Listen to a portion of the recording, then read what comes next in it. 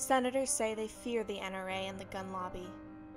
But I think that fear must be nothing compared to the fear the first graders in Sandy Hook Elementary School felt as their lives ended in a hail of bullets. The fear that those children who survived the massacre must feel every time they remember their teachers stacking them into closets and bathrooms, whispering that they loved them, so that love would be the last thing the students heard if the gunman found them. On Wednesday, a minority of senators gave in to fear and blocked common-sense legislation that would have made it harder for criminals and people with dangerous mental illnesses to get a hold of deadly firearms. A bill that could prevent future tragedies like those in Newtown, Connecticut, Aurora, Colorado, Blacksburg, Virginia, and too many communities to count.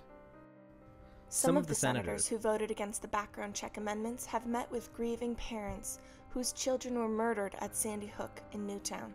Some of the senators who voted no have also looked into my eyes as I talked about my experience being shot in the head at point-blank range in suburban Tucson 2 years ago, and expressed sympathy for the 18 other people shot besides me, 6 of whom died. These senators have heard from their constituents, who polls show overwhelmingly favored expanding background checks. And still, these senators decided to do nothing? Shame on them. I watch TV and read the papers like everyone else. We know what we're going to hear. Vague platitudes like tough vote and complicated issue.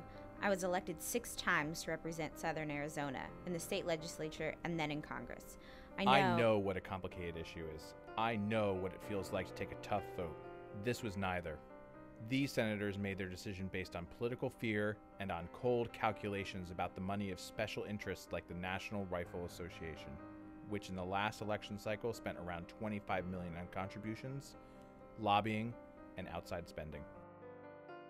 Speaking is physically difficult for me, but my feelings are clear. I'm furious. I will not rest until we have righted the wrong these senators have done, and until we have changed our laws, so we can look parents in the face and say, we are trying to keep your children safe.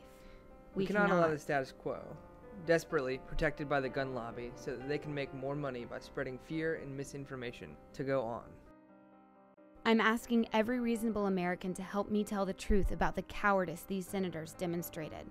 I am asking for mothers to stop these lawmakers at the grocery store and tell them, you've lost my vote. I am asking activists to unsubscribe from these senators' email lists and to stop giving them money. I'm asking citizens to go to their offices and say, you've disappointed me, and there will be consequences. People have told me that I'm courageous, but I've seen greater courage.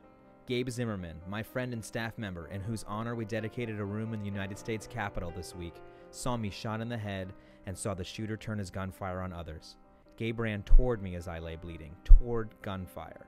And then the gunman shot him, and then Gabe died. His body lay on the pavement in front of the Safeway for hours. I have thought a lot about why Gabe ran toward me when he could have run away. Service was part of his life, but it was also his job. The senators who voted against background checks for online and gun show sales, and those who voted against checks to screen out would-be gun buyers with mental illness, failed to do their job. They looked at these most benign and practical of solutions, offered by moderates from each party, and then they looked over their shoulder at the powerful, shadowy gun lobby and brought shame on themselves and our government itself by choosing to do nothing. They will try to hide their decision behind grand talk, behind willfully false accounts of what the bill might have done. Trust me, I know how politicians talk when they want to distract you, but their decision was based on a misplaced sense of self-interest. I say misplaced because to preserve their dignity and their legacy, they should have heeded the voices of their constituents. They should have honored the legacy of the thousands of victims of gun violence and their families who have begged for action, not because it would bring their loved ones back, but so that others might be spared their agony. This defeat is only the latest chapter of what I've always known would be a long, hard haul. Our democracy's history is littered with names we neither remember nor celebrate. People who stood in the way of progress while protecting the powerful. On Wednesday, a number of senators voted to join that list. Mark my words, if we cannot make our communities safer with the Congress we have now, we will use every means available to make sure we have a different Congress, one that puts communities' interests ahead of the gun lobbies. To do nothing while others are in danger is not the American way.